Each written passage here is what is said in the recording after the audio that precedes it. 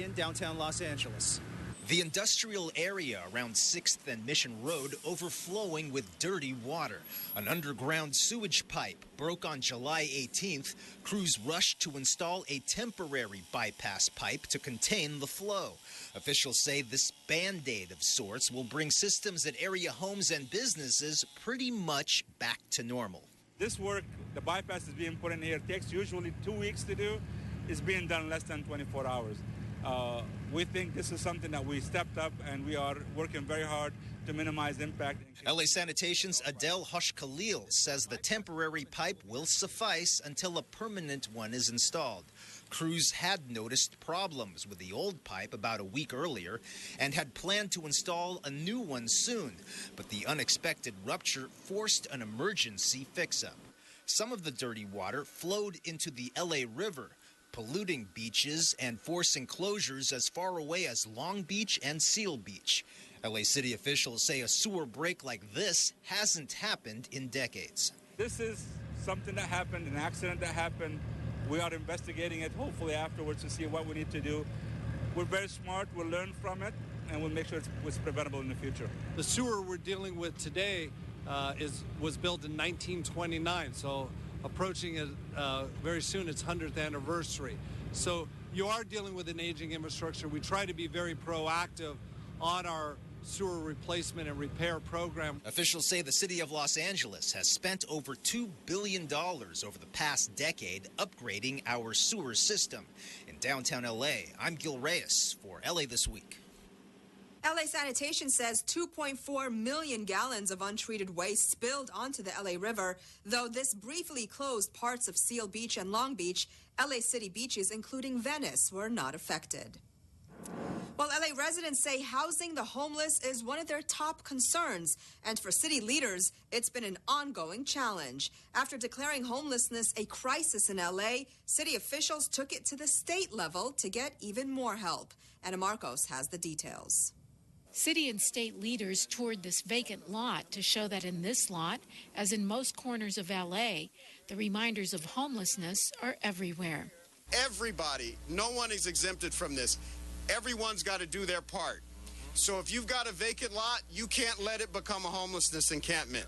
If you've got a vacant lot, you can't let it become a crime magnet. Many here say homelessness has reached a crisis point in cities like LA and San Francisco. And now city and county officials have rallied behind state lawmakers who just passed H.R. 56, a resolution declaring a state of emergency on homelessness in California. It means rapid rehousing. It means helping those who have mental health challenges. It means getting people off the streets, not shuttling them around the corner so that their dignity and worth is restored. After all, they are members of our community. And the homeless have changed. We're not talking about just individuals now. We're talking about families. We're talking about little kids. This morning we were driving around my district in Skid Row, and there are little kids out there hungry without a home. This is inexcusable. There are more than 100,000 homeless residents in California, more than in any state in the country. A good portion of them, almost 48,000, are homeless right here in LA County. As long as there's somebody who's living in a car, somebody who's living in a tent, that is not our City of Angels.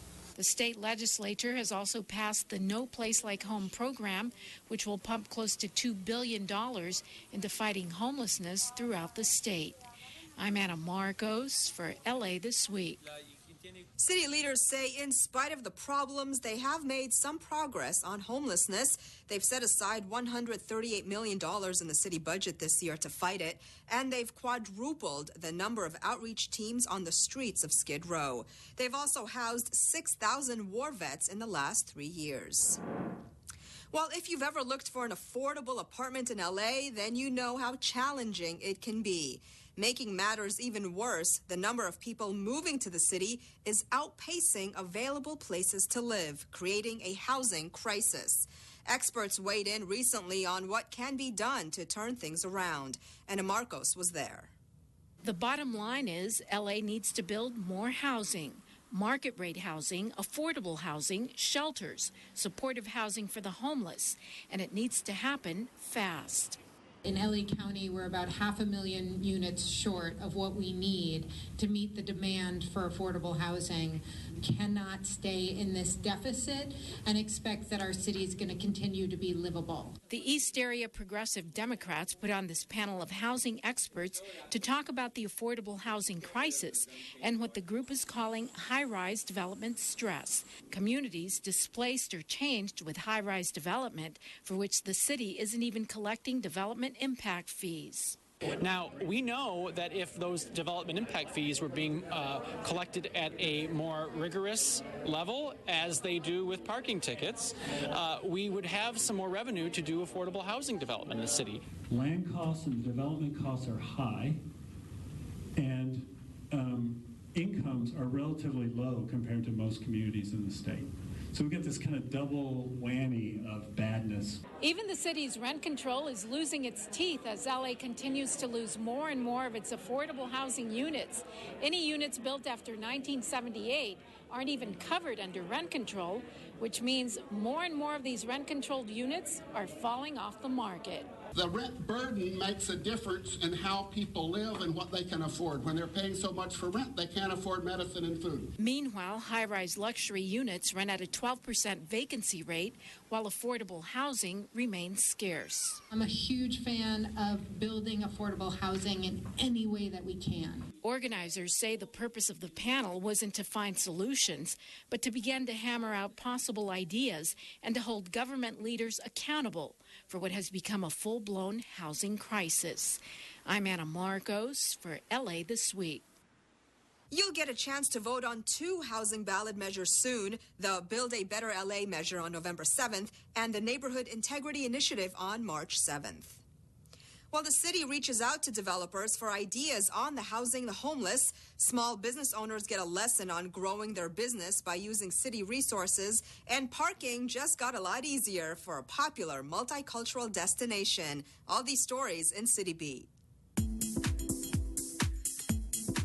The city of Los Angeles is calling on developers to submit plans for building homeless housing at 8 city-owned properties. City leaders are looking to build more housing for the homeless as part of a larger plan to fight homelessness in Los Angeles, where about 27,000 people are thought to be living on the streets. City officials are asking affordable housing developers to submit proposals for what they believe can be done with the 8 properties.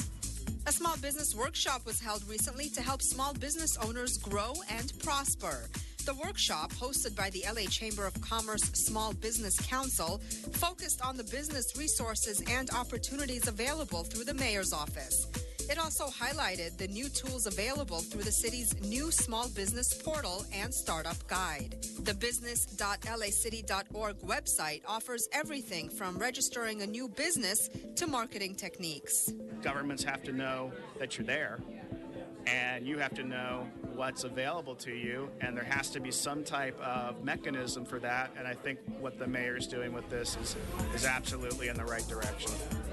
1 year after the groundbreaking, Plaza de la Raza's parking lot was officially unveiled to the public by the Department of Recreation and Parks and District 1 Councilmember Gil Cedillo. Situated in the heart of East Los Angeles in Lincoln Park, Plaza de la Raza Cultural Center for the Arts and Education is the only multicultural venue of its kind in the city. With 30 new parking stalls, new landscaping, lighting, and seating area, officials say the newly designed parking lot will improve accessibility and safety for those visiting the cultural center. Now the community can utilize this without all the conflict and the drama and all the stress that was involved every time we came to an event.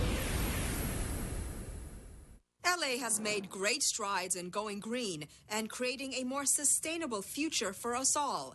And the Port of LA has played a big part in that transformation. Rasha Goel has more on the latest work being done and how the effort is helping advance Mayor Eric Garcetti's Sustainable City Plan. The work may be happening at the port, but it affects all Angelenos. Zero emissions means cleaner air for all of us, and it's something that's been among the city's top priorities. In the last decade, we've cut emissions at the port by half, more than half, and diesel particulate matter and other pollutants are down by more than 80%.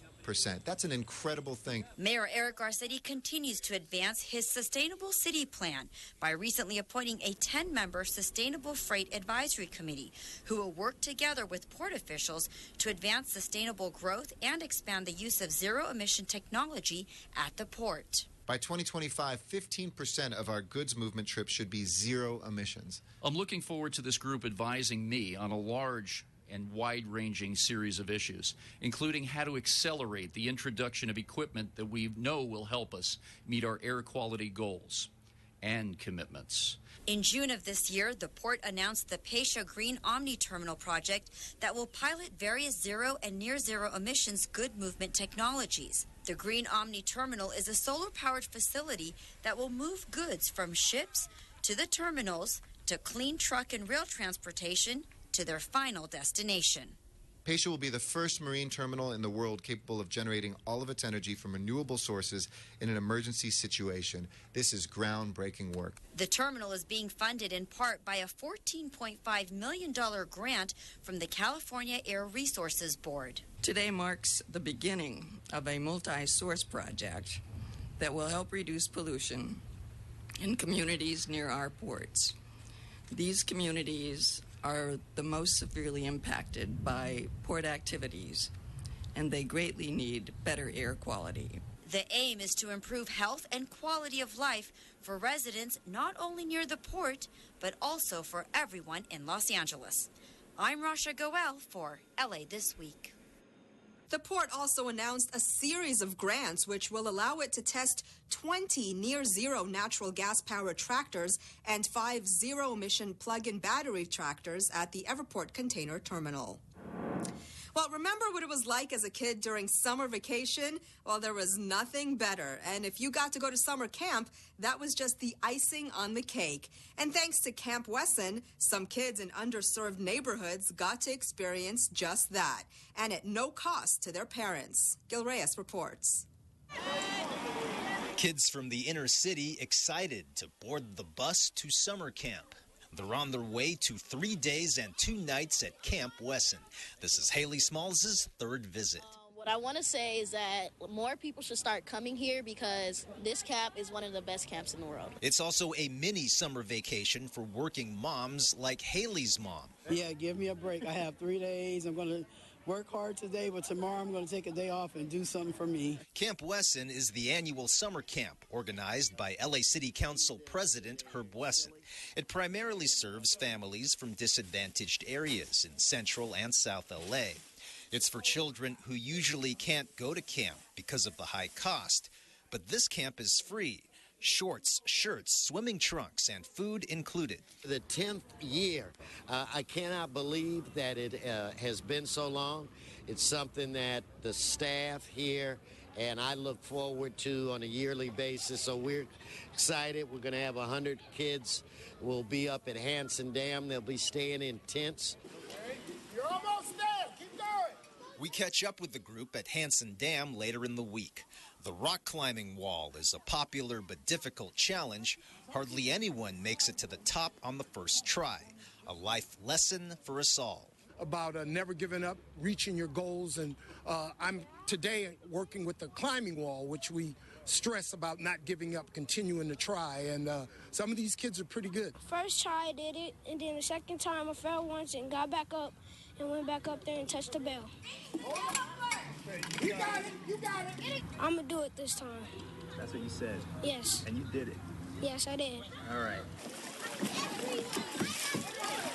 More fun awaits at the lake. Paddleboarding, kayaking, jet skis, towing kids for a tour of the lake. There's all sorts of splashing around. I've been swimming in the pool for these past few days with my counselor and the other kids that I made friends with. Belinda Gonzalez is good at making friends, but not so good at kayaking, at least not at first. She got better, though, by listening to her counselors. They taught her to rotate her torso while paddling and to practice. I forgot that we didn't have to give up. We just had to try harder and harder. And you did better the second time. Yes. Councilman Wesson wishes he had the same summer experiences when he was a kid. I remember as a child, my mother not having the money to send me to camp. So she saved the money, but I had to be on the waiting list. And I had to sit there and watch a whole busload of kids leave because my name was never called for. So I was determined to try to afford the kids in my community a free trip to camp. The kids are in for another surprise when they arrive home. We'll have more on that on an upcoming episode. Reporting from Camp Wesson, I'm Gil Reyes for LA This Week. And by the way, this year marks Camp Wesson's 10th anniversary. The community group known as Project Save has helped fund the camp for its 10 straight successful seasons. Well, you now have one more reason to visit the historic USS Iowa on the San Pedro Harbor. It now boasts a new museum. Anna Marcos takes us there for a look at naval history. This retired battleship is more than just another tourist site. It provides a floating reminder of U.S. military might and power. And now on its 4th anniversary, it will give viewers a new window on naval history with the opening of its museum. One of the big draws, an exhibit on the explosion that killed 47 crew members in 1989 during a peacetime exercise. You'll see some of the exact pieces of metal and steel that was actually crushed through compression and the pressure of the explosion. But we also wanted to share the fact that gunnery has always been a dangerous business in the Navy. The USS Iowa served 20 years in active service and 50 years in reserve service, navigating our country through World War II, the Korean War, and many other world events, both in wartime and peacetime. This vessel was used to carry so many folks to help defend and to fight for our country. These 360-degree panoramas allow visitors to see parts of the ship that aren't open to the public, like boiler rooms, engine rooms. And there's even a brig, which is kind of like a jail. If you were a bad soldier, you got slammed in here for 3 days with just bread and water. Well, I know they're built for lots of things, so war. There's lots of people died in this ship for us, this generation. The U.S. commissioned 49 battleships for war. Only 8 were saved. The USS Iowa is the last of those and the only remaining battleship on the continental West Coast, a piece of history in LA's own backyard. I'm Anna Marcos for LA This Week. For more information and tours aboard the USS Iowa, visit pacificbattleship.com. Well, police and firefighters test their endurance in a brutal CrossFit workout. As Gil Reyes reports, it's all in the name of community relations. 3, 2, 1, go! LA City Police and firefighters push their bodies to the limit in a friendly but grueling competition. It's also a chance to offer safety tips to fans in the sidelines, like Briley Hara and her dad, Kyle. I think it's also important that she has exposure to fire department and police department, so she knows who they are and she knows who to trust. Look at these pull-ups. These ladies are staying on the pull-up bar. First responders giving it their all in the Safe Summer CrossFit Challenge. It's LAFD versus LAPD in competitions like the dummy drag, kettlebells, box jumps, and tire flips. The agency with the most repetitions at the end of the contest wins. They get right to work. No rest for these amazing athletes. Who's for LAPD? Let me hear it. Who's for LAFD? That's pretty close. Fire Chief Ralph Terrazas and Police Chief Charlie Beck team up for what's also a family safety fair at USC's Galen Center. Off to the side, this car wreck display shows kids the importance of not speeding and always wearing seatbelts. Pamphlets on pool safety are also handed out, all done in a fun, outdoorsy, sportsman-like environment. Oftentimes, folks don't get to meet their police officers except for, in a stressful situation for both people involved. And so that's not a good way to start a relationship. The best way to start a relationship is through common activity, and that's what we're doing today. In the end, LAPD wins it. Then again, everybody wins in events like this. At USC's Galen Center, I'm Gil Reyes for LA This Week. To avenge the loss, Fire Chief Ralph Terrazas hopes to challenge the LAPD in a chili cook-off contest next year. Well, city leaders and the biggest name in tech are hoping to open a new window and a new perspective on some of LA's most pressing challenges. And it all starts with some creative thinking. Rasha Goel has more. Yana, I'm here at Pico House in downtown Los Angeles, where the Information Technology Agency has partnered up with Google Innovation Labs to bring together 50 city leaders to discuss innovative solutions to some of the city's greatest problems.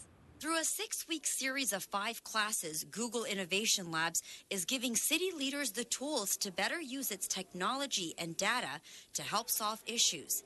City leaders are also given access to Google Enterprise apps along with experts for consultations. Take that innovation, combine it with LA's key issues around homelessness, around a changing job force, around business development, and use Google X, Google Innovative Thinking, partnered with City Knowledge to try to really implement radical transformational solutions. Several teams made of city leaders have come together to pick 5 hard challenges in our city to propose possible solutions. The outcomes we're looking for here are some ideas for prototypes, whether they be new business processes, new technologies, real solutions for some of these problems and opportunities to change the way the city works. The City of Angels identified 5 issues: citizen engagement, preventing homelessness, workforce recruitment and development, public safety, and economic development. LAFD Chief Ralph Terrazas identified one of the key points his team is working on. Well, number one is the ability to train the public on what our plan is for a natural disaster or a man-made disaster. So the general manager of EMD suggested that we focus on how to train the communities. But training is just one piece of the puzzle. Getting you involved is another. By taking a more proactive approach in participating, the city says you will not only help Los Angeles, but yourself as well. We want to have the best quality people delivering the best services to LA. At the completion of the series, the teams will present their ideas and solutions for further evaluation. In downtown Los Angeles, I'm Rasha Goel for LA This Week. This series will be completed towards the end of August. Well, an Asian celebration centered around flowers brings people of all varieties together. Gil Reyes reports from the Lotus Festival in Echo Park. Here is nature's sign that summer is in full bloom at Echo Park Lake. The lotus flowers have blossomed. Time for the annual Lotus Festival. It's a celebration of Asian Pacific Islander culture and so much more. So we just thought we'd stop by. And also we're Asian, so we thought it'd be nice to come here and connect with our ethnic roots. Everyone seems to be really engaged and into the whole idea of connecting back to an ethnic culture, so I think it's good for everyone. The lotus flower is a symbol of life and rebirth in Asian culture. The festival is held every summer at Echo Park Lake, site of the largest lotus bed in the United States. And in Los Angeles, one of the most diverse cities, the event, filled with music and dance, has become all-inclusive, bringing people of all types together to celebrate summer. Well, usually we go for bike rides down to Venice Beach, but we decided we wanted to do something different today, so we went on the internet and Googled events in Los Angeles, and this came up in the search.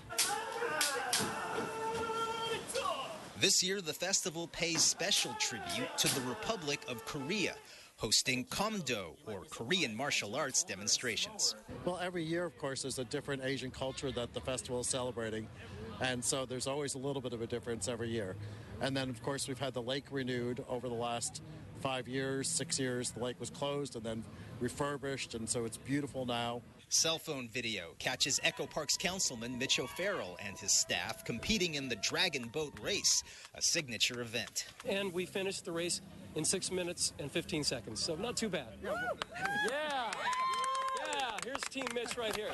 Let's all be safe this summer. Let's love one another. Let's listen to one another.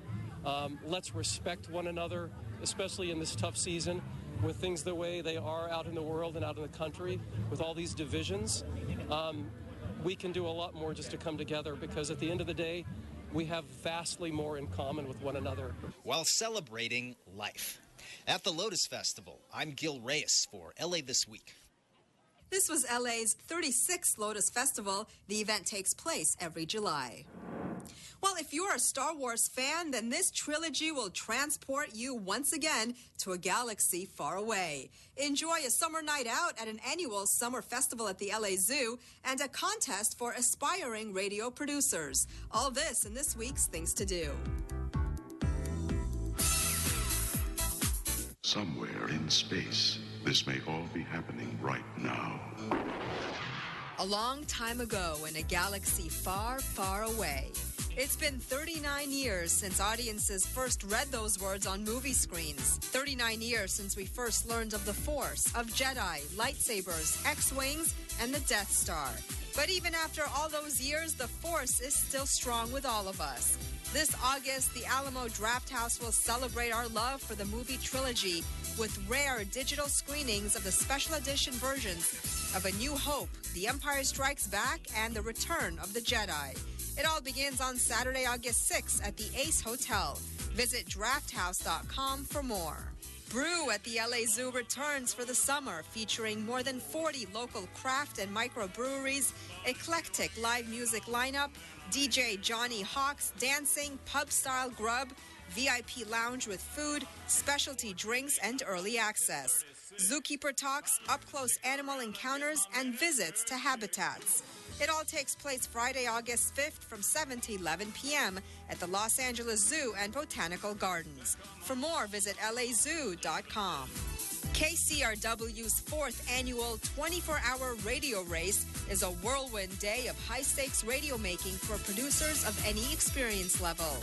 You'll have 24 hours to write, record, and edit a nonfiction radio story based on a theme. There'll be prizes galore, including the opportunity to have your piece featured on KCRW's Unfictional. It's an opportunity to produce the most original, the most moving, the most inventive, the most unexpected piece of instant radio anyone will hear in 2016. This year's race will take place Saturday, August 6th to Sunday, August 7th. Register at kcrw.com/radio race between now and midnight of August 5th. And that's a look at some things to do.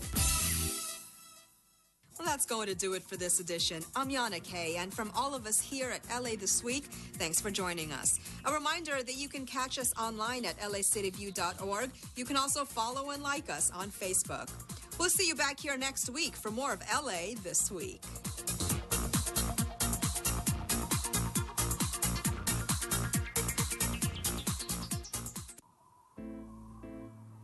My mom kept telling my dad to clear the brush from around our house because it was a fire hazard and clearing it could save our house someday. My dad kept saying he would do it someday. Then someday came and it was too late. Don't wait until it's too late. Clear the brush now.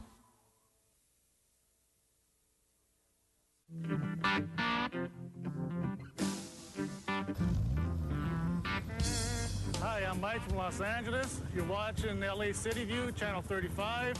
Our city, our channel.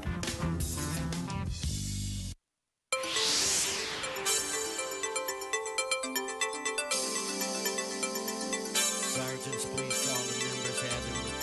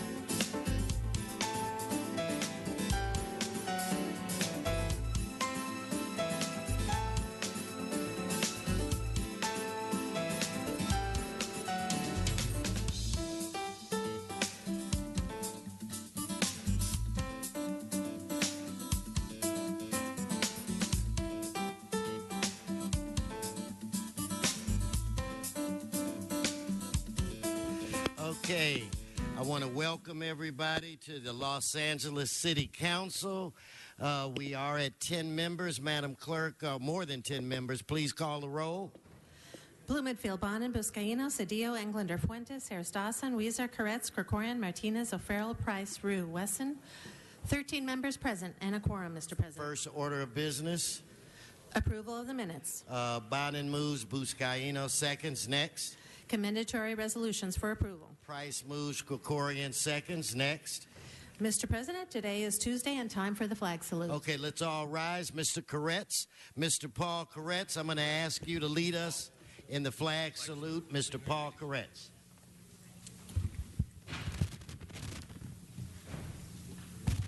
Please put your hand over your heart. Ready, begin. I pledge allegiance to the flag of the United States of America and to the republic for which it stands, one nation, under God, indivisible, with liberty and justice for all. Thank you, Mr. Koretz.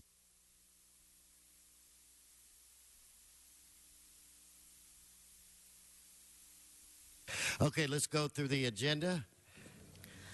Mr. President, the Department of Building and Safety recommends that the following items be received and filed. 1E, F, K, M, N, R, and V, as the liens have been paid in full, and 1D, as the lien has been rescinded by the department. Okay, so without objection, that'll be the order. Continue. And Mr. President, there is a request to continue item 2. Okay, without objection. And I'm sorry, that the 2 was to be continued for 30 days, and that would be... Item 1B for 30 days. Item 1B, I'm told, for 30 days.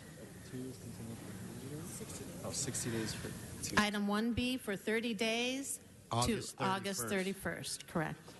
Okay, so let's prepare to vote on the remaining items, or where are we now? Items 1 through 6? Yes, and items 1 through 6 are items noticed for a public hearing, and there are cards on item 1. Okay, let's hold item 1. Let's prepare members to vote on the other items. Let's open the roll, close the roll, tabulate the vote. 14 ayes. Continue. Items 7 through 19 are items for which public hearings have been held. The Public Safety Committee reports for items 7 and 9 have not yet been submitted. Do you wish to hold those on the desk? Yes, we'll hold those. Mr. Englander? Suggest holding 7. Thanks. Okay, let's prepare to 7 through 9? vote 7 through 9? on the remaining items. 7 through 19. Let's open the roll, close the roll, tabulate the vote. 14 ayes.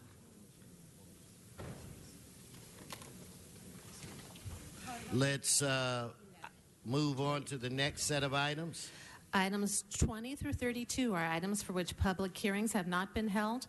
There's a request to note and file item 31, and 10 votes are required for consideration. Okay, so without objection, those items are now before us. Let's hold that one item and let's prepare to vote. And, Mr. President, there are actually cards on items 20, 23, 24, 28, 29, and 31. Let's hold those items and let's vote on the remaining items. Let's open the roll, close the roll, tabulate the vote. 14 ayes. That brings us where? And, Mr. President, that takes council back to items called special or presentations. Let's go to cards. Mr. Krikorian, Thank you very much, Mr. President. Sorry, I was a little asleep at the switch there, getting back into the rhythm here. I missed item number 18, which I'd like to have continued. So if we could reconsider that and continue it until September 16th. Okay, let's vote on reconsideration on item 18. Let's open the roll, close the roll, tabulate the vote. 14 ayes. And we will continue that item until when, Mr. Krikorian? September 16th. September 16th. Okay, members, I'm going to run through some cards. Item 23, Ms. Pearman. So speakers, please. Donna, please, come on. Donna Pearman.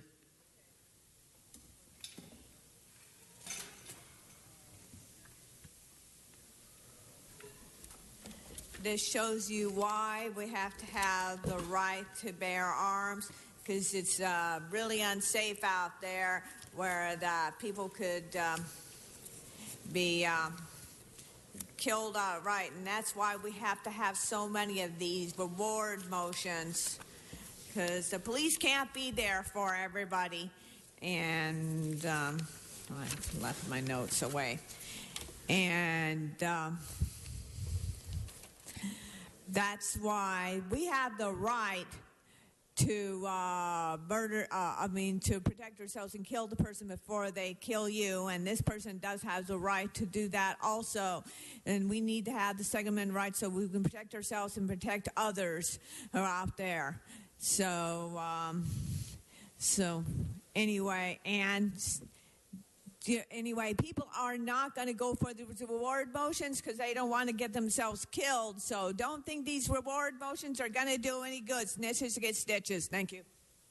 Thank you. Let's prepare to vote on this item. Let's open the roll, close the roll, tabulate the vote.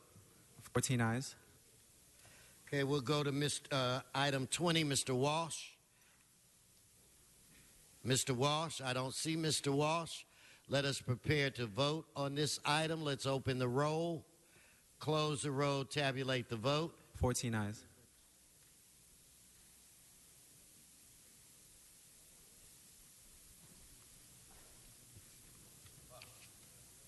Item 31. Ms. Pearman, item 31.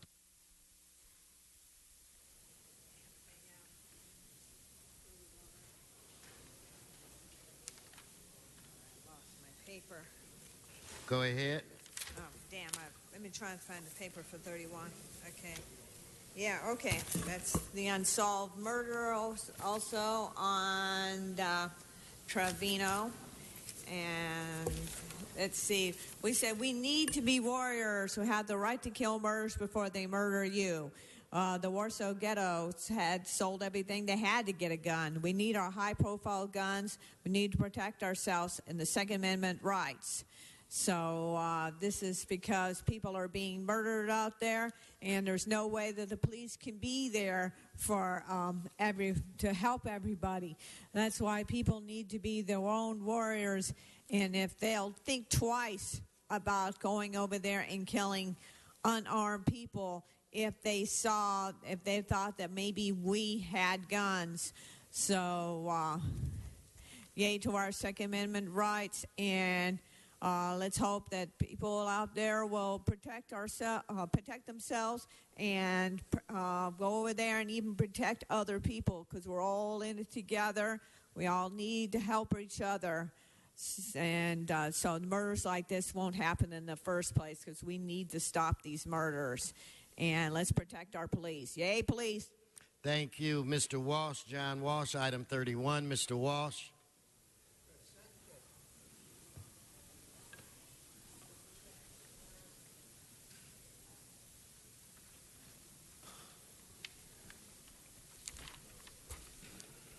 John Walsh, blogging at HollywoodHighlands.org or blogging at J. Walsh Confidential, tweeting at Hollywood Dems.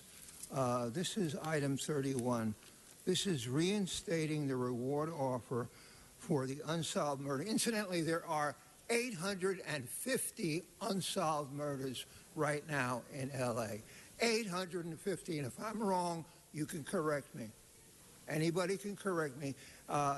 When you reinstate this one, it'll be 851.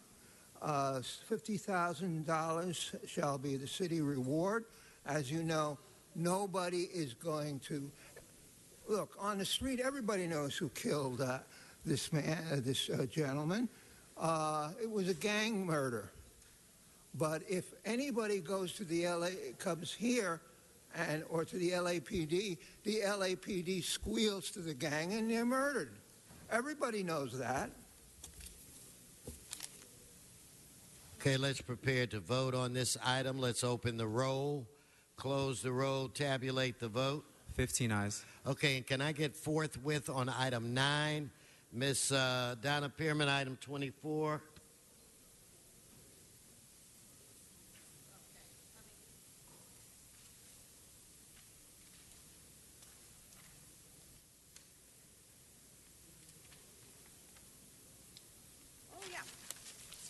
just wanted to say real fast that I think this one's a good measure, actually, to plant trees along Sherman Way from Lindley to Wilbur, because it's nice to see something nice happening in Reseda area and not just always in the rich areas. So, if you do a good thing, I also believe in telling you if you do a good thing, and I'm glad to see trees being planted along Sherman Way Sherman Way from Lindley to Wilbur.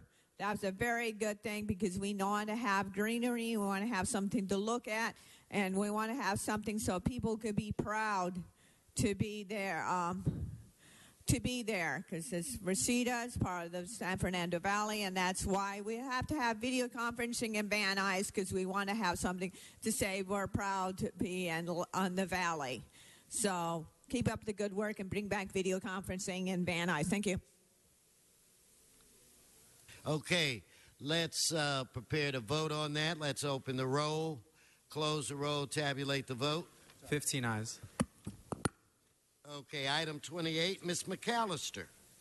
Please come forward, followed by Mr. Walsh. Ms. McAllister on item 28. Good to see you. Thank you, Mr. President. Welcome back. Item 28, LASA. I don't know why we're giving LASA or transferring $20,000. We give LASA millions. LASA is not doing their jobs. Based on me talking to some people who lived in shelters, they said the white people and the illegal aliens are given affordable housing and they leave the blacks in. If you go to any of these shelters, 90% of the people in there are black people. We've got thousands of black people in this city, Los Angeles, who are homeless. We shouldn't be giving LASA one dime. In fact, we should be investigating LASA. LASA voted to put an auditor on the payroll that works for one of the organizations that donate money to LASA. So we have a conflict of interest there. So I don't think we should be transferring anything from the CDBG, the Community Block Grant. We shouldn't be transferring any funds there. We need the federal investigation to get some of those cocksuckers in prison. That's what we need to do. Now, you go into these shelters and count the black people and count the white people and Hispanics. You see 95% black. That's what you see. So blacks are not only on the street, they're in the shelters. How long do they keep them there? Years. We've got one lady I talked to, she's been in there about 10 years. Why? Because they take her money. Every pay period, she gives them her money. They've got thousands upon thousands of dollars of her money. Really, her life is in danger. And some of them have life insurance policies on these people. Her life is actually in danger. So you need to investigate LASA. They've got it where the workers, the men are having sex with the women if they want to get a place. If they don't want to get a place, you don't sleep with the men. So you need to go into LASA. Don't give LASA another dime. LASA needs to be investigated. Go over there, send some independent people over there to check LASA out and get into these shelters to see what's going on. Thank you. Thank you. Mr. Walsh.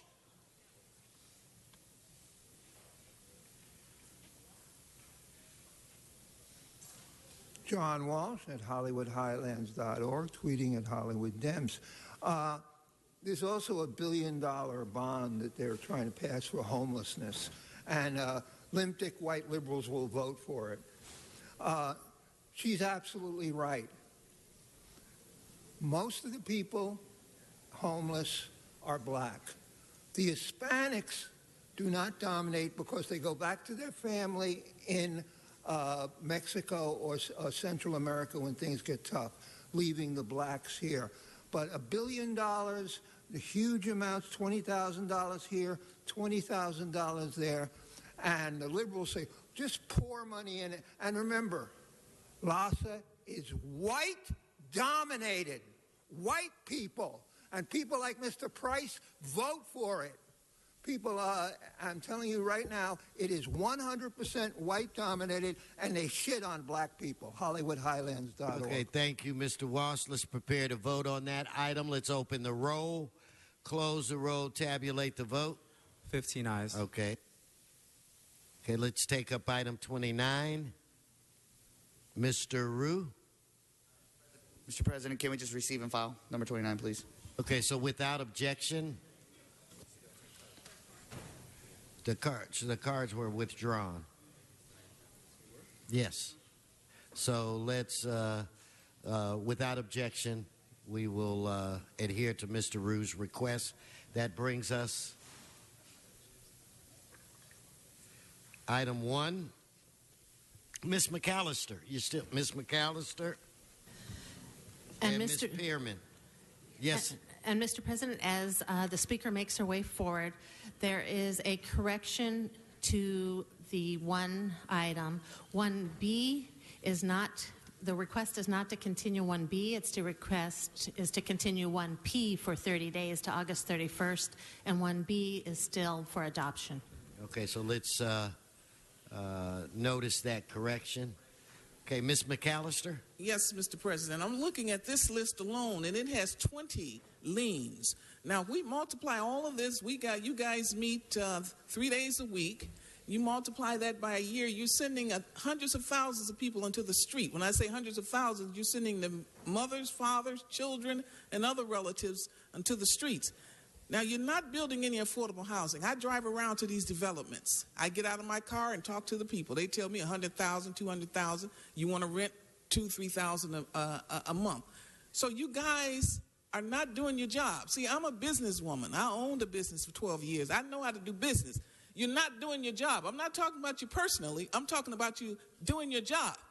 Now, we got all of these developments and all of these communities, little streets. They're building houses and stores and everything else, and none of it's affordable. None of it's affordable. And then you come in here every day with 20, 30 liens. These people should not have liens on their homes. We got to get these Jews out of these positions. Nobody's doing this but these Zionist communist Jews. They're running it. We got 800 Jews, 650 Jews on the payroll as lawyers. Over $1 billion given to these Jews a year for all of these expenses. They're not doing a darn thing but sabotaging this city and this country. Okay, I'm not afraid to say the word Jew. And I'm talking about the Zionist communists. I'm not talking about little old lady Jew. I'm talking about the ones who are running it. And you know who I'm talking about, city attorney. We need to get these attorneys out of here. I went upstairs. When you threw me out, Mr. President, I asked the attorney's office, I said, can you guys help me? You know what they told me? Put my hand up. They said, we're not here to help you all. We're here to protect each other. I'm not lying. That's what she told me, the receptionist. She said it before she could think. So don't tell me about these Jews. Cut these lawyers in half. Get these lawyers off the payroll and build some affordable housing. Get those Jews out of here. Okay? We don't need 650 Jew lawyers. We don't need it. This is about this housing. Let's build some affordable housing with that money. We've got the money here. We need to reappropriate it where it should Okay, let's go. get back on one, Ms. McAllister. Okay, number one, we got more and more people. I saw one man 2 years ago, Mr. President. He came out, he had a hat, suit, tie. Everything was new. Everything. You could tell he was homeless, but everything was new. He had planned it. I saw him this morning, and he's broken. He is broken. I was almost in tears. It took 2 years to break him. 2 years. And I tell you, black people are not going to remain on this street. You kill black people, you killing the world, because we are God's chosen people. Thank you. Thank you. So if I can get Ms. Pearman and Mr. Walsh, item 1. Hi, we spend millions on Warner Center. We spend millions on the bullet trains that don't go anywhere, and we can't do anything with these liens. We got one over here for $6,725.16. I don't know how that person's going to pay that back. We got another one here for $8,730.27. I don't know how the person's going to pay that back. And we had another one for $6,000. So these are not, you don't mind giving out large places with these large fake apartments who give out just a little teeny bit of affordable housing and huge amount for people paying over $2,000, $3,000 a month per rent. And you don't mind building up those things and building up all these rail projects that don't go anywhere, going to, say, Las Vegas and going to Sacramento. And here we can't take care of these people with the small lanes. We got to do better than this. Okay, Mr. Walsh.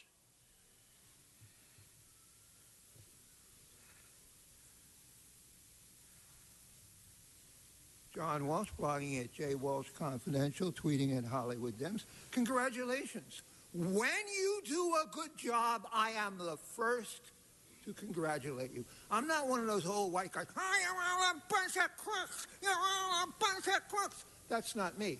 When you do a good job, and you have been doing a good job, on any time I've had any problems with the property I live on, I've gone to the city. The city got me an excellent paint job. You do a good job, and I'm the first to congratulate you. When you do a lousy job, I'm the first to tell you you're a lot of shit. And you're doing a good job, and you've done a good job here. The liens are fair. These are nuisance abatement costs and confirmation of liens for code violations. Congratulations. And once again, did I mention thank you? I don't think you're listening because you react the same as when I attack you. Thank you. If I can get Mr. Raymond Show Arabian, please come forward.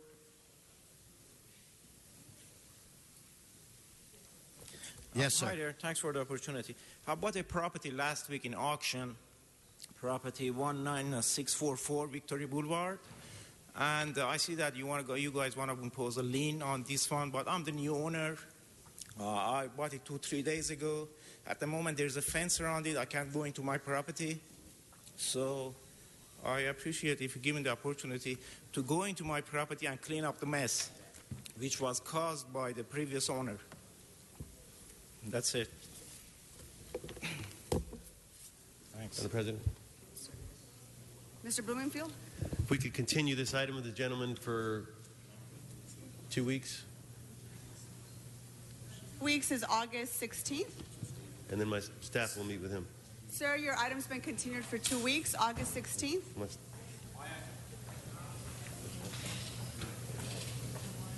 And staff will talk to you at the ropes. Thank you, sir. And for the record, that is 1T.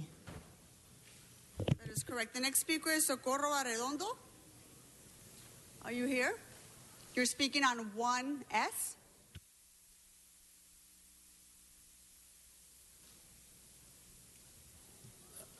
Good morning, Councilman.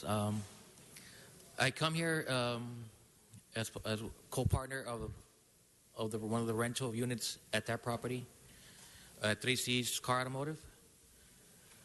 I come here for your help and your leniency on this lien, especially for Mr. Huiza, since it is his district. I find it ironic that how life is, that I have to give pretty much all this liens to the Department of Building and Safety. I don't have the money for that. The owner of the property, which is my father, does have the money for it. But I don't want him to be in this situation to pay for it.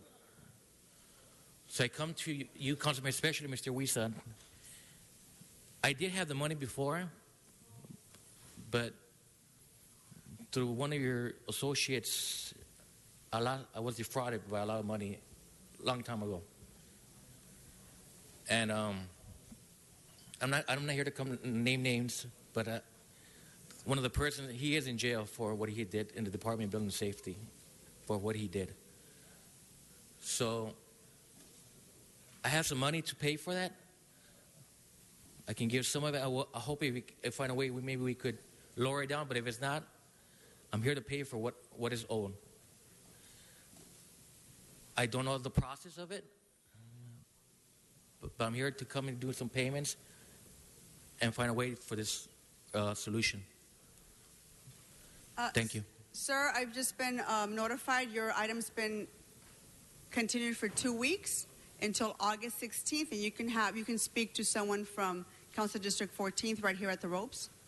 Thank you. Thank you very much. So your item's been continued to August 16th. Madam Clerk, this is item 1S.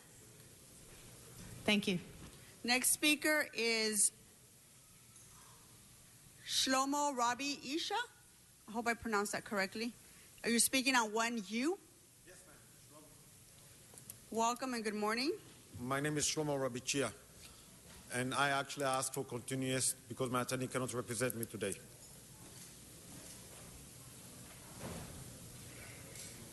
Go ahead, speak to the item. I'm sorry. I asked for a continuous because my attorney cannot represent me today. Your attorney cannot represent you today? Yes. I can try to represent myself We can continue your item for 2 weeks until August 16th. to August 16th. Yes, and I'll have somebody from staff speak to you at the ropes. Thank you, But ma'am. your item's been continued for 2 weeks until August 16th. This is item 1U, Madam Clerk. Thank you, sir. Thank you. Next speaker is Corliss Raoul. You're speaking on, Mr. Herman, thank you for the applause. 1C. Yes, ma'am. There was a lien put on my father left our family some property, and they put a lien on it. We didn't know that the tenants that are there weren't paying for the building and safety inspections, and it's came up to like almost $7,000. We're not able to afford to pay that now. We've been so we're just asking for some type of continuation on it or whatever, maybe like 90 days or something to pay. We're attempting to sell the property, and we've been paying building and safety. My father, obviously, for years it goes back, my father didn't realize that the tenants weren't paying the building and safety inspection for many years. He just took it for face value. They told him they were paying, and this is from accruing interest or whatever it accrues. So we're just asking for a little time to pay that. We intend to pay it. You can give us a payment plan. And I didn't even know what to expect here. I didn't even know this is what I was going to be in front of today. They just told me to show up here regarding this bill. So I'm just asking for some time, maybe 90 days or something to pay or put us on some kind of installment plan. Sir, there's been a request to continue your item for 30 days. So your item will be continuing until August 31st, and there'll be someone at the ropes to speak to you. Okay. You see the gentleman? Thank you. Right at the ropes, you can speak to him. Thank you, sir. And your item's been continued for 30 days. Just make a note of it, August 31st. Okay. Thank you. Madam Clerk, that item's been continued for 30 days, and that's item 1C. Next speaker is Grace Ann and Richard Ann.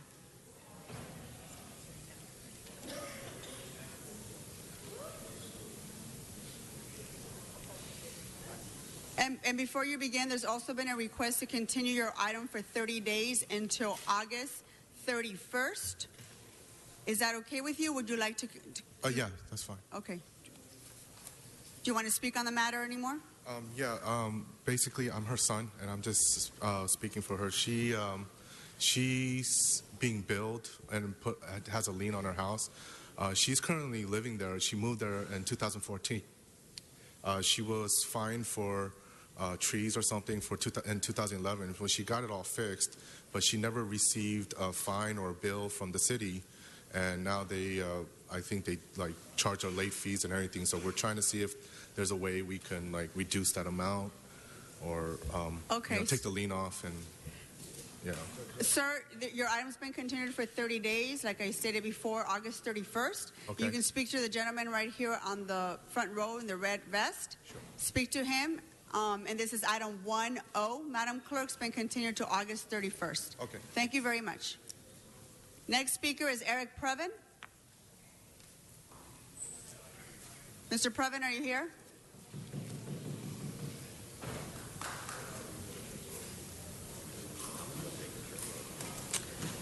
Item 1. Thank you, Council President Martinez. It's Eric Previn from Studio City and CD2. So we heard some interesting presentations this morning from members of the public who've been tagged. The one that caught my attention is in our district, CD2, is on 4702 North Vineland Avenue. Now, many people don't realize that Vineland is actually a scenic highway.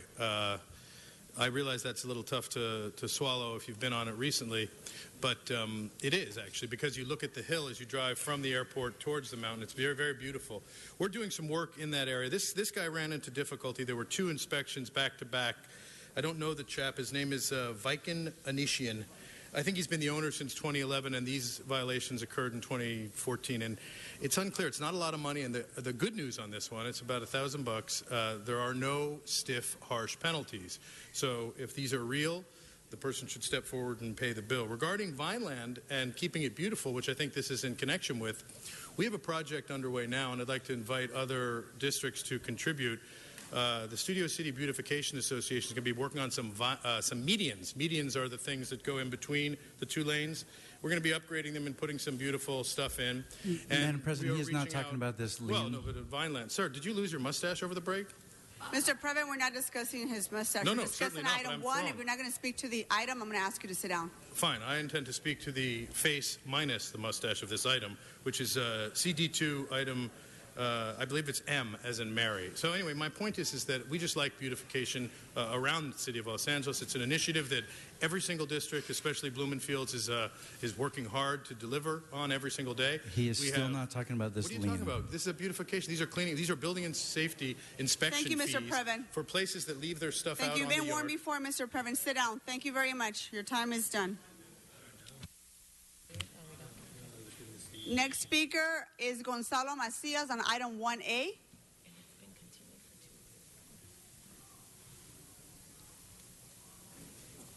Mr. Macias, I've also been notified that your item's been continued for 2 weeks, which is August 16th.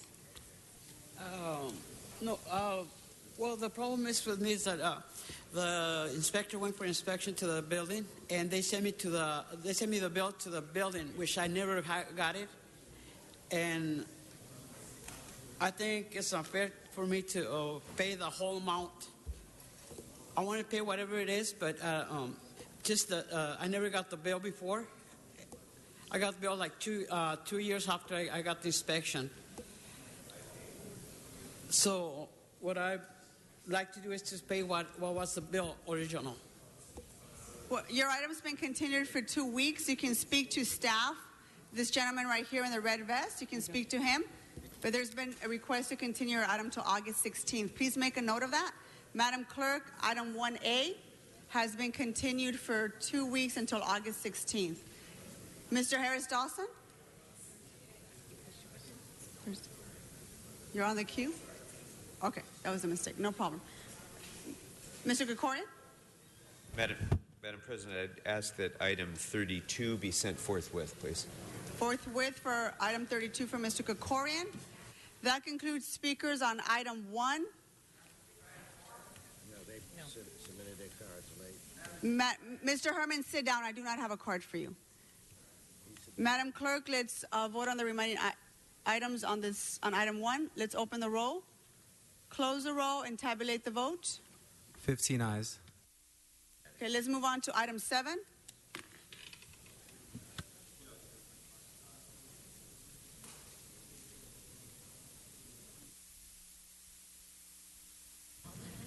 And item 7, called special by Councilmember Englander. Great, thank you. And if I can ask Ms. Cynthia McLean-Hill to please come to the center table. Colleagues, the reason I wanted to call item 7 special on this commissioner is for a few reasons, quite frankly. We already satisfied public comment in committee. But having said that, the most important function that we have before us in this city is public safety. It's keeping the city safe. It's making sure that we feel safe and that we are safe. And that we take those responsibilities very seriously. We also have a unique opportunity here in Los Angeles, unlike many other cities, or even the county for that matter, who hasn't been able to yet put it together, where we have the ability to have a Citizens Oversight Committee, the citizens overseeing our police department.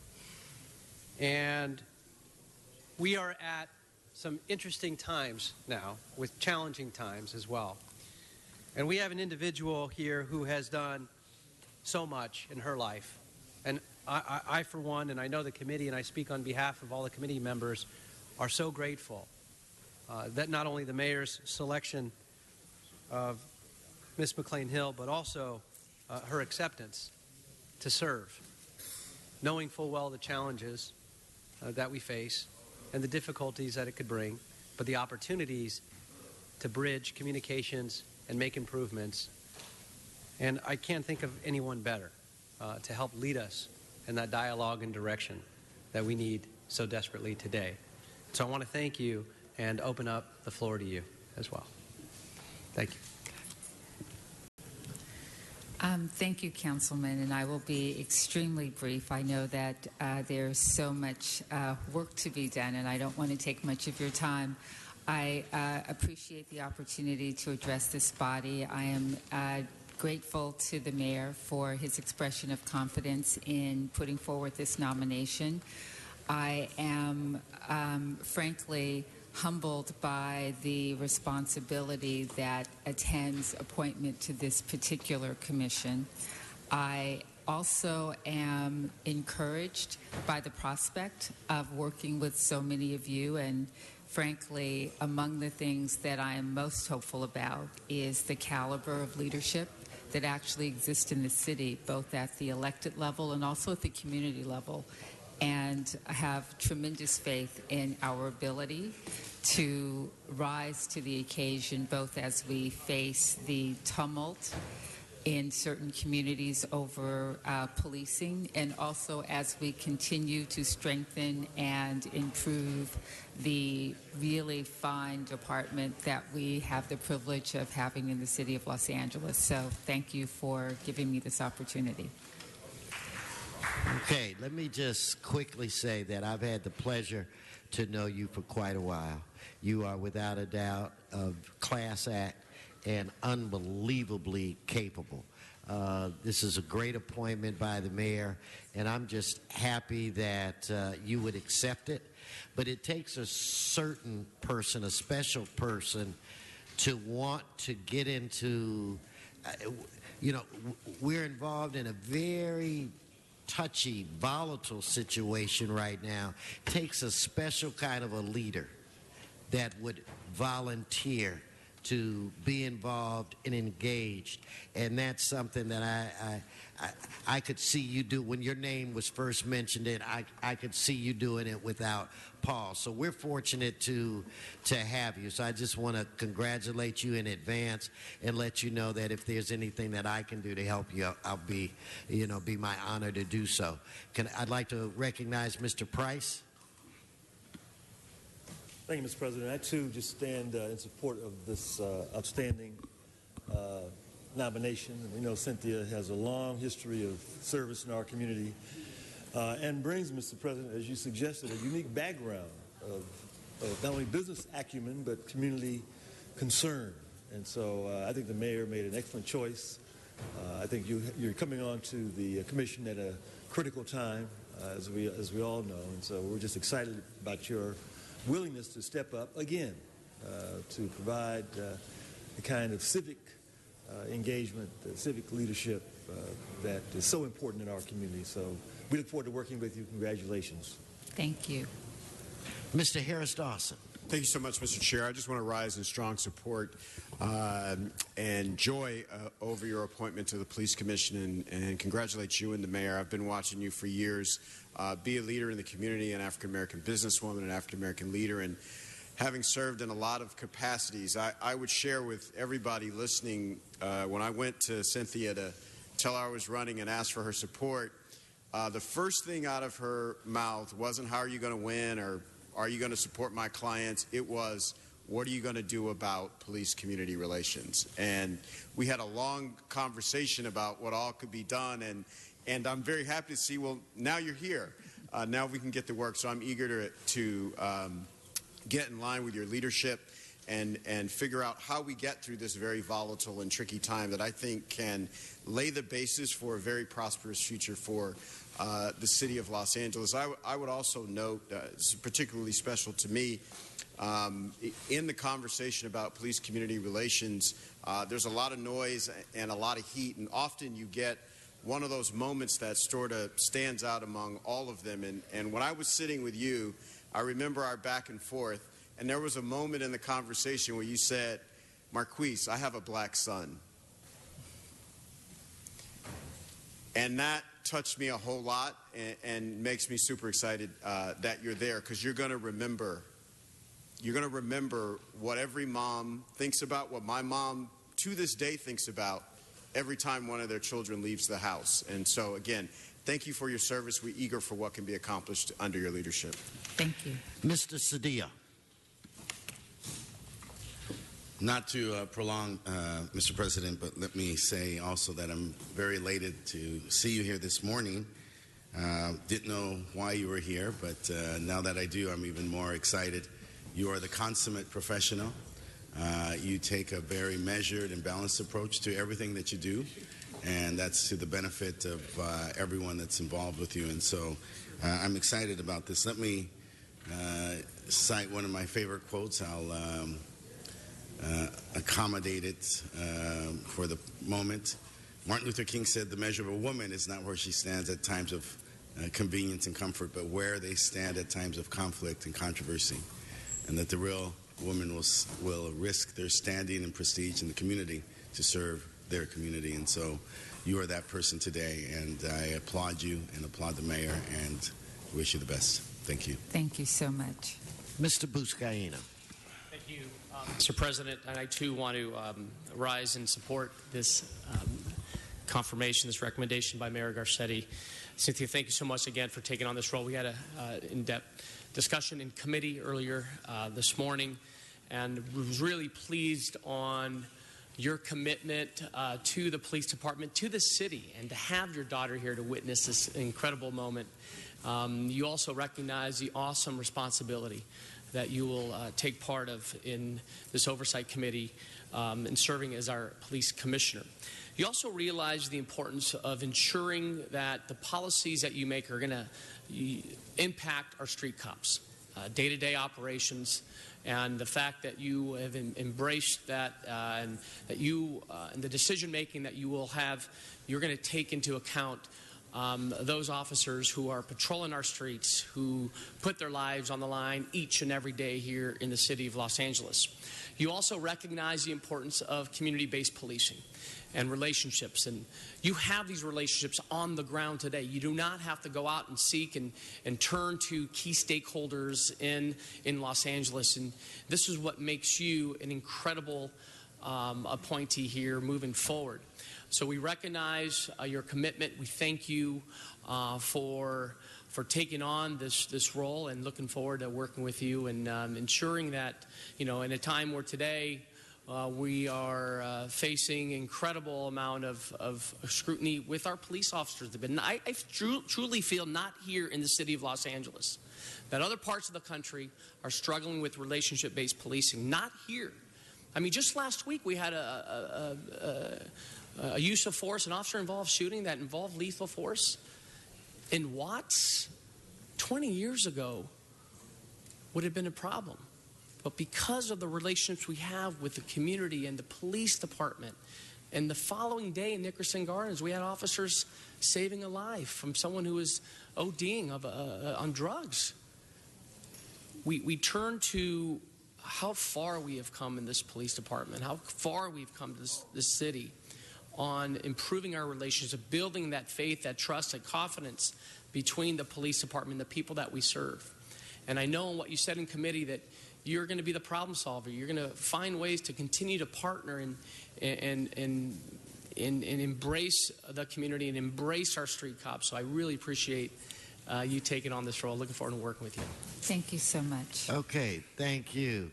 All right, members, let's, in fact, Mr. Clerk, open the roll, close the roll, tabulate the vote. 15 ayes. Mr. Englander. Two things, Mr. President. If we can ask that her nomination or confirmation be sent forthwith, I would appreciate it. And the second thing is, if you could please, if you have any family here, introduce them as well. Well, thank you so much. I do actually have both my sister and my daughter. I'd like you to meet my daughter, Mackenzie Hill. And welcome, Mackenzie. And my sister, who's probably embarrassing me with a camera someplace, Christine McLean Valentine. So thank you. Christine. And she was right over here taking photos and videos the whole time. Anyway, congratulations. Thank you so very much. Okay, now we'll move to, and that is forthwith, we'll move to, is it general public comment? Okay, if I get Donna, in fact, Ms. McAllister, I'm going to start off with you, and then Ms. Pearman, then Mr. Walsh. Please come forward. Ms. McAllister, Ms. Pearman, Mr. Walsh, or Ms. Pearman, go right ahead. Okay. Bernie people, you didn't make a pledge. You do not have to vote for Hillary. She made it possible that Bernie never had a chance against Hillary machine. Protest by voting Republican, independent, or staying home. Don't vote for her. She is not for you. She's not for the right. She's not the right woman. Be the first. She's disgraced to women, taking money for Clinton Foundation from countries in the Middle East that oppress women and children. She is not for you. Moderate. She wants to be. She went too far left too easily. The presidential election is not within the jurisdiction of the city. Go ahead. American blacks, Democrat parties, and the ones in Los Angeles. She is not for you. Bill Clinton's over here in Los Angeles signed the 3 strikes and called the black super predators. She wants you to stay in prison and maybe give you a shovel-ready job. She is not for you. Los Angeles LGBT. She will desert you. Thank you. Okay, Ms. McAllister. Ms. McAllister, followed by Mr. Walsh, followed by Mr. Herman. Let's have some order in here. No talking. The council chamber is still in session. Mr. President, this council needs to get involved with the Los Angeles Unified School District. Billions are being stolen from teachers. Now, there's going to be an administrative hearing held. It's on a Thursday, October 20th, 2016, at 9 a.m. at the Office of Administrative Hearings at 320 West 4th Street, Suite 630, Los Angeles, California, 90013. I'm a computer scientist with a degree in computer science, and I got the code, okay, the integrity code for this database that they use at CalSTRS. And I discovered that they are cheating teachers out of their retirement funds with this database. Anybody who wants to see this database and see how teachers are being cheated and how billions are being stolen need to come to this meeting. Everyone is welcome. And Mr. President, we want this council to get involved with the Los Angeles Unified School District. I hope you guys are not stealing any of that money, through kickbacks. Thank you. Thank you, Ms. McAllister. Mr. Walsh, followed by Mr. Herman. John Walsh at J. Walsh Confidential, tweeting at Hollywood Dems. This is the first meeting in a month. You finished it in less than an hour. You're unnecessary. We don't need you. And most of this meeting was public comment. I think we should cut your salary by 2/3 and have you meet once a month, which is plenty to meet. And we would just like Mr. Rue had absolutely nothing to do with getting rid of of saving the Villa Colada. You told us resistance is futile. We're going to tear the damn building down. Well, we took every single one of those rocks and we stuck them up where. Now, the mayor is you know where he is now? He's down there in Brazil, flirting with the head of the Olympic Commission, waving his cute little ass because the guy is flaming. Thank you. Okay, Mr. Herman, Mr. Spindler. While the Dibble Dwarf is taking his picture over here or over there as he sits down, it's a grim reminder, Sacramento, California, Saturday, July 23rd, 2016. Armando Herman's under investigation by the LAPD, TROs, TMUs. Fuck you!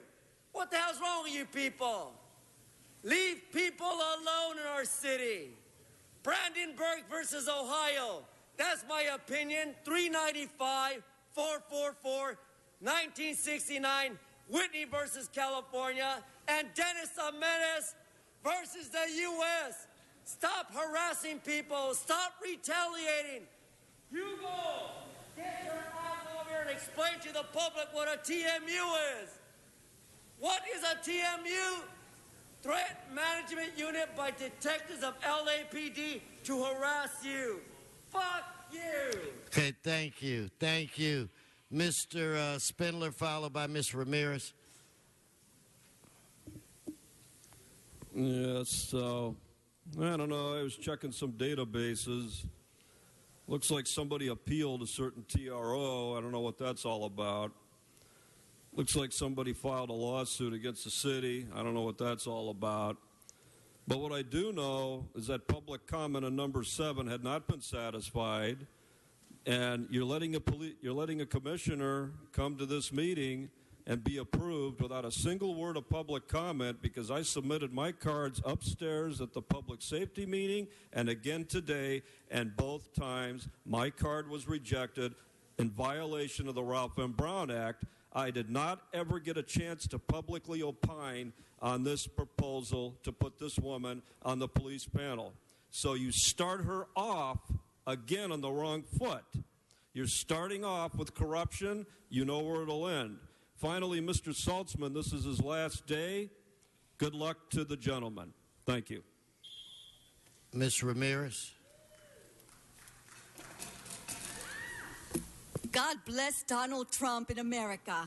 Just remember that everything that these goddamn wetbacks and gangbangers have, they are racist hate mongers, everything that they have it because they have stolen it from the American people. And the American people, middle-class America, gentlemen and ladies, they are on the streets. Most of them are living impoverished. And you are lucky to make it your $200,000 plus a year. You don't deserve it because most of them contributed to this fiasco, and many of you are in bed with these wetbacks and gangbangers. They need a good napalm up their asses, every one of them. Having said that, I want to thank Officer Cedillo and LAPD officers and Officer Villavencio. They came over yesterday to the Music Center Grand Park at 7:45 a.m. when I called because of the gangbangers and the wetbacks, including the red-haired witch who empty out the toilet papers and the seat covers, and they harass and stalk and steal when I'm washing or doing whatever I'm doing in there. But they harass and gang stalk and violate our humanity in the bathrooms. Get security in the Music Center. Thank you. So if I can get Mr. Previn and Miss Richardson to come forward, please. Mr. Previn and Miss Richardson.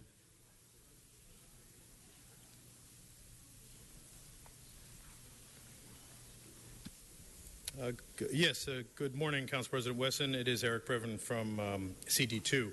Today it's very exciting. We have a couple of members from our neighborhood council. I'm speaking on behalf of myself, of course, but Lisa Sarkin and Lisa Karajan are here. It's very exciting to have some people from our district seeing what this experience is like. So thank you so much, sir, for inviting the public down to this meeting on a regular basis. The one thing is that on July 1, a year ago, I raised to your attention as you were being inaugurated, maybe we could look at Council Rule 93, which is your own rule, sir, that says that everybody gets the same treatment on the telecast. It's a way of limiting favoritism and such, and so everybody appears the same. So the way McLean Hill beautifully appeared today at the table would be the way everybody more or less appears. The way Buscaino or Fuentes, all these guys appear. Everybody looks great, but you look the best, sir. So let's get that done for 2016, sir. It's August 2nd, not July 1st, so it's been 13 months, but 13 months in a day. We're with you, though, sir. Make it happen. Thank you. Ms. Richardson.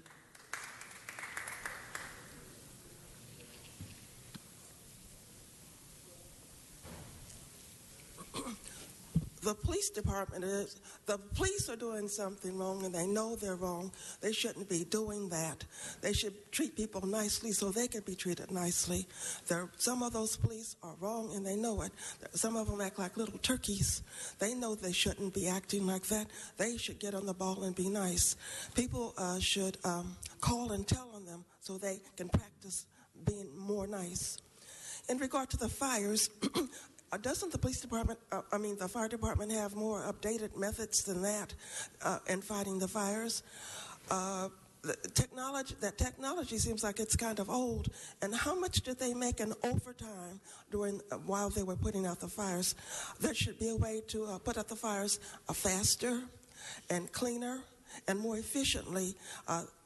the technology for firefighting should be updated as fast as possible. Look at all the money they spend in overtime. There should be a tremendous amount of savings in getting more updated equipment. Thank you very much. That concludes general public comment. Madam Clerk, that brings us where? Council has motions for posting and referral. They're posted, they're referred. The desk is clear. Announcements, members, announcements. If I could get everyone to please rise for adjourning motions. If we can get everyone in the council chambers to please rise. I'd like to recognize Mr. Englander. Great. Thank you, Mr. President, colleagues. We rise to adjourn in honor of a legend. And I'm sharing this adjournment not only with all of you, we're doing this jointly with Councilmember Mitchell Farrell as well. And I'm going to start off with a brief biography of Jimmy Niederlander. When it's great sadness that we adjourn in his memory. Jimmy passed away last Monday, July 25th. In fact, it was my birthday, and I got the call that morning. He passed away at the age of 94.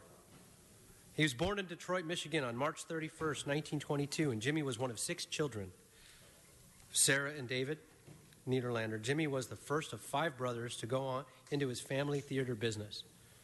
At the ripe old age of 7 years old, Jimmy started working at his family's Fisher Theater, sweeping floors.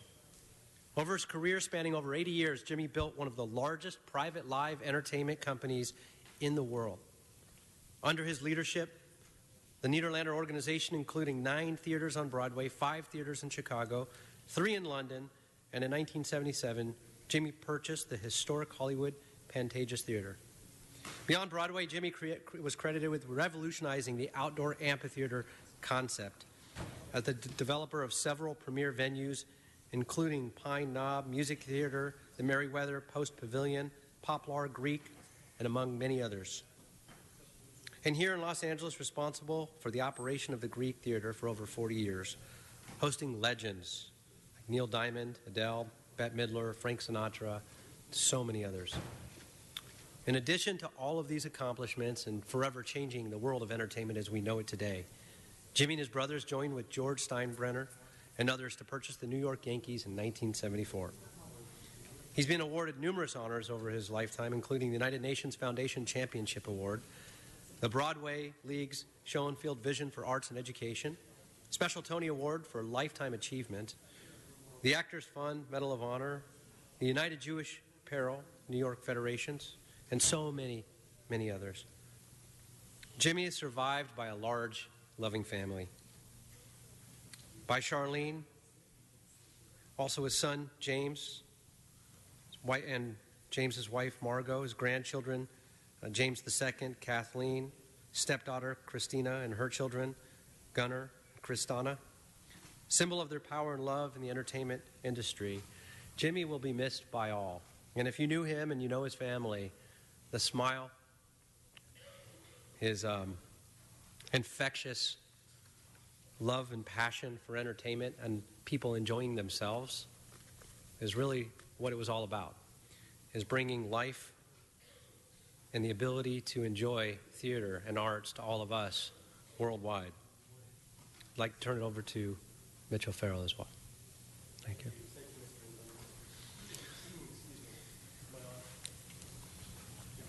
Am I on now? Thank you, Mr. Englander.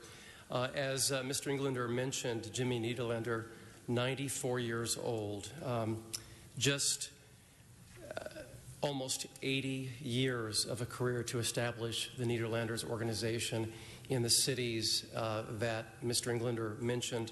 One of entertainment's truly last living impresarios known the world over. Here are just some of the hundreds of acclaimed Broadway musicals that he produced in his lifetime. Annie, Applause, La Cage aux Folles, Me and My Girl, 9, Noises Off, Peter Pan, Sweet Charity, The Will Rogers Follies, Woman of the Year, and countless more. One of their latest sensations is Broadway's hit musical Hamilton, the winner of so many Tonys just recently, currently playing at the Nederlanders Richard Rogers Theater in New York. It'll be open in September at Nederlanders Private Bank Theater in Chicago, and then Hamilton will open in August of next year, 2017, at the Hollywood Pantages Theater. He is the recipient, Mr. Jimmy Nederlander, of many distinguished honors, including the United Nations Foundation Champion Award in 2012, the Broadway League's Schoenfeld Vision for Arts Education Award in 2011, the Tony Award itself, Special Tony Award for Lifetime Achievement in 2004, the Actors Fund Medal of Honor in 2002, the United Jewish Appeal New York Federation's 97, and received a star on the Hollywood Walk of Fame, appropriately located outside of the Hollywood Pantages Theater. In 2009, the National High School Musical Theater Award was established and named the Jimmy to celebrate his career-long dedication to supporting young talent. Nederlander now promotes and programs several coveted venues across the West Coast, in addition to the world sites that Mr. Englander mentioned, the National Grove of Anaheim, San Jose's City National Civic, and the Vina Robles Amphitheater, and many, many cities across the United States. Always driving force in the continuing renaissance of Hollywood, Jimmy knew the value of the Hollywood brand long before it was fashionable. He wisely and continuously acquired property adjacent to the Pantages Theater back in the 70s and 80s and 90s when no one else was interested in investing in Hollywood. In 2000, Jimmy oversaw the $10 million renovation of the historic Hollywood Pantages, restoring it to its original grandeur for the highly anticipated LA premiere of Disney's The Lion King. The Hollywood properties purchased by Jimmy have been and continue to be developed as part of Phase 1 and Phase 2 of Claret's Easttown project, which consists of over 1,000 apartments, including a high percentage of affordable. And the Phase 2, again, including affordable housing, is under construction right now on a former surface parking lot. His contributions to world culture and Los Angeles culture are incalculable. And in addition to everything else, he led the running of the Greek Theater for nearly 40 years there in Griffith Park, just one of their many accomplishments. Jimmy Nederlander, we need more people like him in this world to make such a huge difference in the arts and in the local community. A family-run business to this day, the Nederlander organization, and Jimmy Nederlander will be missed, and we pray for his family, his survivors, and his extended family of fans and admirers across the city and across the country. May he indeed rest in peace. Thank you both. Mr. Buscaino. Thank you, colleagues. I ask that we adjourn in memory of Carlos Charlie Rico, lifelong resident of Wilmington, died peacefully in his home July 2nd, born on April 12, 1927. Joined the Navy in 1945 and served as the Navy corpsman. He married Bernice and had two daughters, Charlotte and Terry. He was a graphic artist and became the first college illustrator at Harbor College in Wilmington. His artistic career encompassed many arenas, drew sports cartoons for the San Pedro News Pilot, taught calligraphy at Harbor College, designed restaurant menus, and created letterheads and logos for many businesses. Charlie joined the Lions Club of Wilmington in 1996. As a member, helped raise money to build a home for Habitat for Humanity, was publicly chairman of the downhill races in San Pedro, participated in Flag Day ceremonies at various elementary schools in Wilmington, and helped organize many pancake breakfasts. He also served as a member of the Port Community Advisory Committee. He's survived by his daughter Charlotte, and also survived by grandchildren Karen, Matthew, Joseph, and 8 great-grandchildren. May Charlie Rico rest in peace. Thank you. Okay, I'm continuing to look to my left. Now I'm looking to the right. Mr. Rue. Thank you, Mr. President. We are saddened by adjourning for another great. Today, in the memory of our renowned director, Gary Marshall, who passed away on July 19th at 81 years of age. Gary Marshall was born in the Bronx, New York, on November 13, 1934. He attended Northwestern University, where he studied journalism and worked for the New York Daily News. Gary began his career in the 60s crafting and selling jokes to comedians and writing sketches for The Tonight Show. He later moved to Los Angeles and wrote scripts for the most popular comedies of the 60s, including The Dick Van Dyke Show and The Lucy Show. On his own, Gary created Happy Days, Laverne and Shirley, and Mork and Mindy. And I'm old enough to still remember those shows, and I've watched those shows. When it comes to sitcoms and television, there was no one better than Gary Marshall. From the 80s onward, he chose to focus on directing movies and created a huge number of successful ones, such as Beaches, Overboard, and Pretty Woman. His work changed the landscape of television and set the standard for comedy sitcoms in the decades to come. Gary Marshall was a mentor to the people around him. He was described as one of the funniest men who ever lived by those who knew him, and he had a heart of gold. Gary was also a longtime resident of Toluca Lake in his later years and became very involved in his community. Gary is survived by his wife Barbara and the couple's 3 children, Lori, Kathleen, and Scott. May he rest in peace. Thank you, Mr. Rue. I'm looking again to the right, my right. I don't see any other adjourning. Members, this meeting is adjourned.